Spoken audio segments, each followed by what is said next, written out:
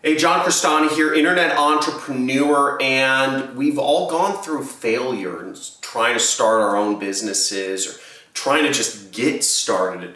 I know failure more than anyone else. I failed a number of times before I became a millionaire. I failed a number of times before I was able to create multiple sources of passive income. And my first businesses, failing was the hardest thing because now I'm used to it, right? I've got tough skin. But when you're just getting started, when nothing's working out, when you feel all alone and frustrated, that's the hardest time of when you're failing. And I'm going to go through my experience of how I was able to break through failure and become a successful internet entrepreneur, because that beginning part is the hardest part and you're not even sure why you failed. I'm going to go through all of that and what you can do step by step of how you can get out of it. Let's get it.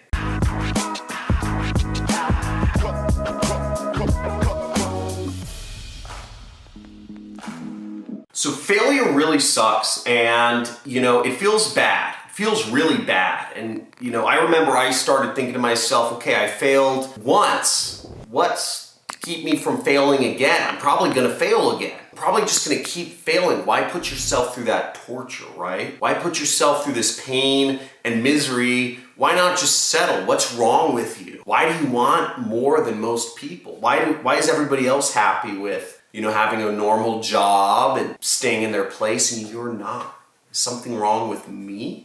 Those are the things I remember thinking, and my first business was a total failure. And what's funny is my first business was on YouTube, right? I failed. I started a YouTube business in 2009.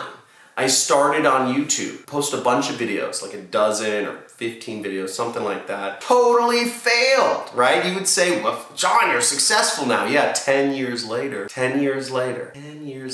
But I failed, right? I wasn't successful at YouTube, I failed YouTube. And I was trying to start a channel. I'd read this book, The 4-Hour Work Week. Type in 4-Hour Work Week or type in 4-Hour Work Week Love if you've read it. But I read this book, The 4-Hour Work Week, and wanted to start, an internet business. And I was like, I was in Thailand and I said, oh, what am I passionate about, right? I was thinking, what is that? I thought, I love backpacking. I love low budget backpacking, travel around the world. I love meeting people. I love reading books. I love the spontaneity on the road, the serendipity of meeting people of different cultures and figuring out how to get around places where you don't even know the language. And, I'm not a stupid person. I don't think I'm stupid, but I put a lot of work into figuring out how to build a YouTube channel. I researched all the stuff that was out there, right? There wasn't a lot of stuff about how to be a YouTuber in 2009. There was barely anything. But I was like, I'm gonna do this. I'm gonna start an internet series. And I did everything I could. I did all the research. I followed up everything I thought I could, right? And I started a YouTube channel, posted up 15 videos, and it failed. Nobody watched them, right? They were watched by a couple dozen people. And I gave up. I gave up because I said, this isn't working out. This isn't making me any money. I don't have any money to support this. I wasn't in a solution-oriented mindset. I said, I failed. This YouTube thing is BS. You can't just post a video. Nobody watches it. So I moved on to my second business. Now, my second business, I made a little bit of money. I was super stoked. I was posting around. I was a tutor. I was in college. And I said, I'm gonna tutor other children because I'm good at math, right? So I was like, I'm gonna, I guess I'm all right at math. I failed statistics twice, but I'm all right at math, but I'm better than the international students. So I posted flyers around college advertising saying, hey, I'm a tutor, and if you want a tutor to help you with your classes, you can pay me. Something like $40 an hour, which I thought was ridiculous. I thought it was a lot of money. And I got some clients. I got some international students, mainly Asian and Middle Eastern international students, asking me to help them out. And I helped them out, and I got paid $40 an hour. And I thought I was rolling in it. I thought I was just so much money. I was so excited. That was my first taste of success, right? $40 an hour, and then the college told me I couldn't post flyers around the college anymore. What the heck? I failed again. I realized, I was like, I can't post flyers around the college. People want what I have to offer. And they told me, they said, John, we have a tutoring center. You can sign up to volunteer as a tutor, but can't offer tutoring services outside of the tutoring center. I said, what the heck, man? I didn't even know there was a tutoring center. And my second business, just like that, failed. Now you might be wondering, John, what's the point of this? Why are you telling me about all this failure? I want to talk about what I do when I fail. You might want to say, John, what do I do when I fail? Okay, I get it, you failed. Let me tell you another business I failed. I failed over and over and over and over and over again. But here's one of the key points, is I didn't quit. I never quit. I never quit. Successful entrepreneurs deal with more failure than unsuccessful ones. True story. Now my third business, I started selling online. I started selling on eBay. I was selling products. I was finding products. I was getting them from other people or other people's garages. I said, I'll give you half. I'll sell you a product. I'll sell your junk for you. You get half, I get half. I was doing stuff like that, and it started working. It started working well until it didn't. And my PayPal account got shut down for, I still don't know the reasons. They wouldn't tell me the reasons, but my PayPal account got shut down and I lost a lot of money and I wasn't able to run an eBay business anymore. And that was the next failure, and over and over and over and over again. There were more. I could go on, but I'm not going to bore you to death with all of the failures I have. The point I want to make to you is, John Crestani, an internet multimillionaire, you might think, oh, he grew up, everything's rosy, right? I failed more than you. But here's the difference, is I didn't whine about it. I never whine, never complain. It's just part of the process. Now, we have all been sold that the safe path is working a job, but that is not true. We've been sold this idea that the safe path is working a job and that the dangerous path is being an entrepreneur, is working for yourself, is finding your own little niche in the world and owning it. We've been sold that because the system has been built by the rich and the powerful people. The laws of society are built to keep the rich and powerful, and the poor, poor. Now, the safe path is not working a job. The safe path is a path of slavery. And it's a slavery of the mind. We've all been sold this idea that we are who we were born to be, that our blood determines where we go in life, our family,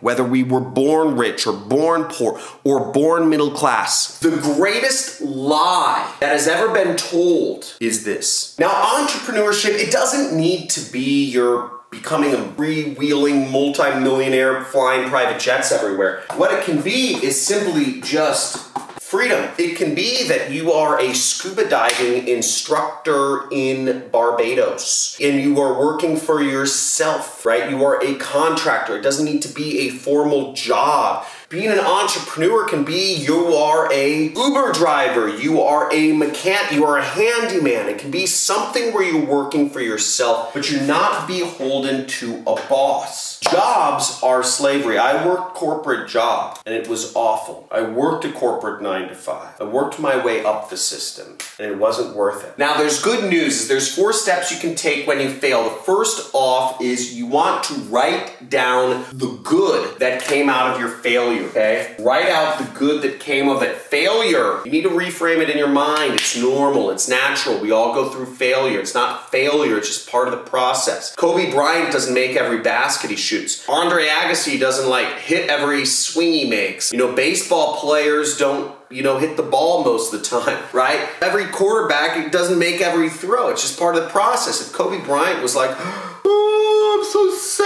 I didn't make a hoop, he wouldn't be successful. If he got emotionally hurt, like butt hurt, for not making a basket, then he would never be Kobe Bryant because everybody's going to miss some shots. Most of us are going to miss a lot of shots, okay? He's at the point now where he makes most of his shots. So write out the good that came out of the situation. Maybe you learned something. Second is analyze. Analyze your failure. Analyze why you failed. What went wrong? Was it that you didn't work at it long enough? Let's say you're doing affiliate marketing. Were people clicking on your link? Did you set up the link properly? Was your pre-sale page bad? Was your targeting off? What do you think you did wrong? Did you just not get any clicks? Maybe where did it fall apart? Figure out why you failed. And this really goes into, I'll tell you kind of the bonus tip right here, number 4, which will help you figure this out better. But you gotta analyze your failures. If you don't know why you failed, then you're not doing it right. And that was the mistake I made. When I first failed, I never actually looked at my failures. What I did good was I just did stuff, but I didn't actually analyze and figure out, why did this business fail? Why did I get shut down from PayPal? Why did the school not like my posters? Why did, all this stuff. I never thought about it really hard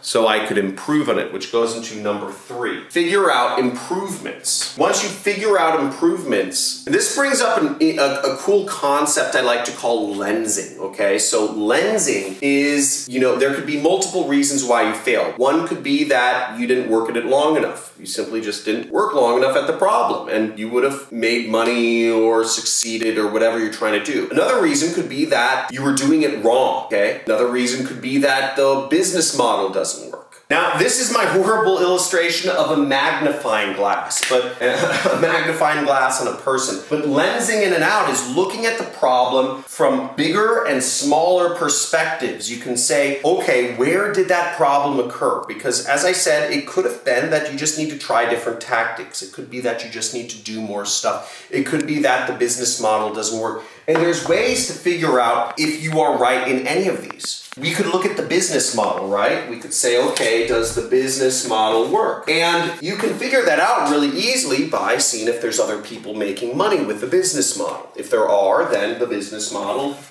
works. It's not the business model. If one of your tactics is wrong, you could look at, let's say for affiliate marketing, you're going about something. Maybe one of your tactics was wrong. You could look and see, are there other people using those same tactics to make money online? Are they working? How can you verify that? You might need to go to an affiliate conference and meet people. You might need to surround yourself in groups, immerse yourself in the community. Another way to look at it would be as yourself. Did you just not work long enough at it? Another thing could be seasonality. Maybe what you're doing works, but not this time of year, right? But there's so many ways you can look at different issues, whether it's in relationships or business or just personal development. There's a lot of ways to look at stuff, and figuring out the ways you can improve and knock off any doubt about any of what went wrong will help you ultimately improve and become better in whatever you're trying to do. And last but not least is surround yourself with successful people in the community. That whatever you're trying to do, whether it's improve your relationship or whether it's do conscious parenting or in business, surround yourself with people who are going the same direction as you, because when you do that, you're going to figure stuff out faster. Because if you're just listening to me, then you're going to have doubts, you're going to have skepticism, because I'm just one point of view, and you could say, John's wrong, right? He made a lot of money probably off the backs of people, scamming people out or whatever. I don't know what you want to believe. But the point is, if I'm just your only point of view on things, I'm the only successful person in your life, you need more successful people. You need more people headed in the direction. If it's money success or relationship success, you need more people surrounding yourself, more points of view, so you can be more confident in the decisions that you make, because you are not failing and you don't want to go back to slavery. You're so close right now. You're so close. You just need to keep at it. Woo! So, like this video. If you had an aha moment, type in aha. A-H-A for those non-Tony Robbins people in the house. A-H-A, aha. Aha is like wow, I thought of something. Have a aha moment, type it in, and let me know if, what helped you or what this made you think about. And if you have any questions for me about my story or about how I got through failure, let me know in the comments below. Subscribe to my channel if you'd like to see, most of my videos I show people how you can earn money online, and also make sure to hit the notification bell so you're notified of when my live streams are. Talk to you soon. Thanks for watching. Have a great day. See you tomorrow.